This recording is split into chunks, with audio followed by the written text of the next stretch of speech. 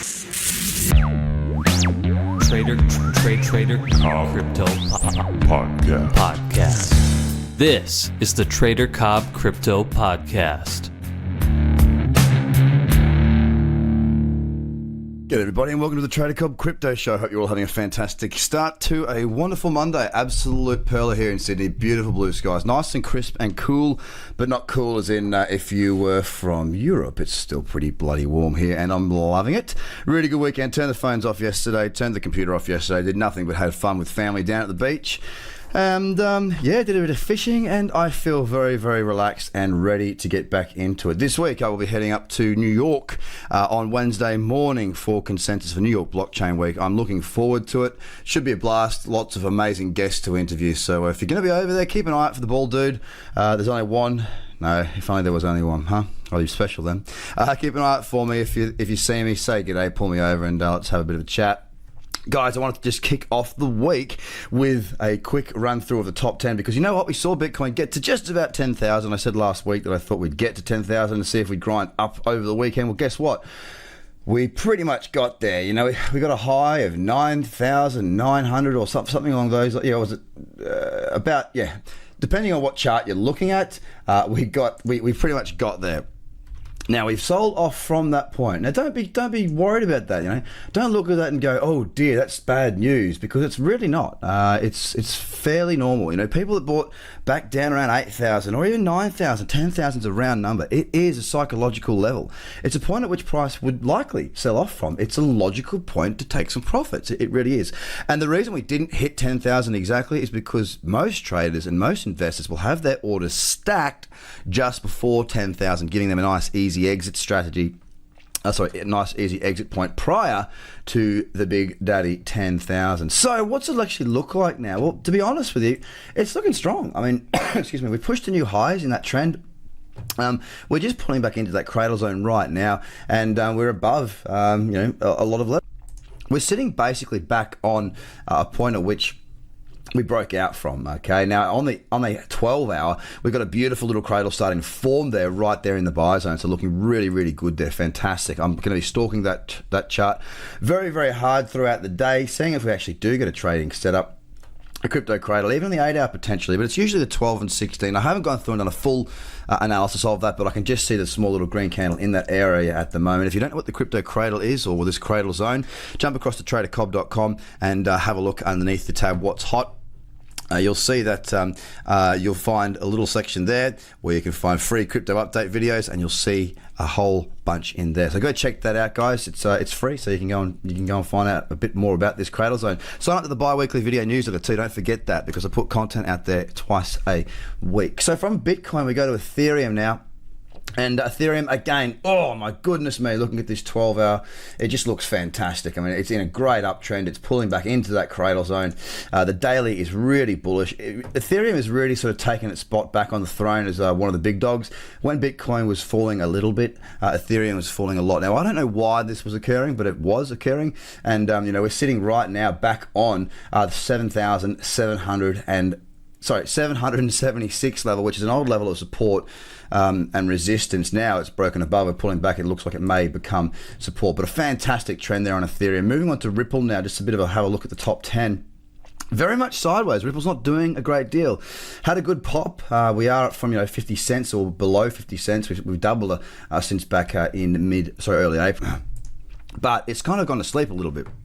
Bitcoin Cash has continued on its massive rise to the upside. We've tested 1,800, getting very close back up to some very strong momentum. I mean, the highs on Bitcoin Cash was roughly around that $4,000 mark. We're nowhere near there just yet, but I tell you what, we are getting some momentum. Very strong uptrend, once again looking like a very strong market. And good news for Litecoin fans. Litecoin has broken into an uptrend once again. It's broken that 167 resistance level. It's pulling back into that level right now, and on the 7 hour, on the 8 hour, on the 12 hour, on the 16 hour, on the daily, we have an uptrend. So that's really good to see. EOS has started to consolidate once again. Not a great deal going on there, but of course EOS has had an absolutely insane run over the past, month really. So no surprises there. Cardano also just holding, not doing a great deal, fairly basic, just sitting there. grinding away, and we'll have to wait and see what it does. Not very exciting there. Lumen also just had a move. It's just sort of grinding away sideways, holding around that 45 to 40 cent mark. Not a great deal going on there. Not very inspiring either, but not bad either. Definitely still on an uptrend.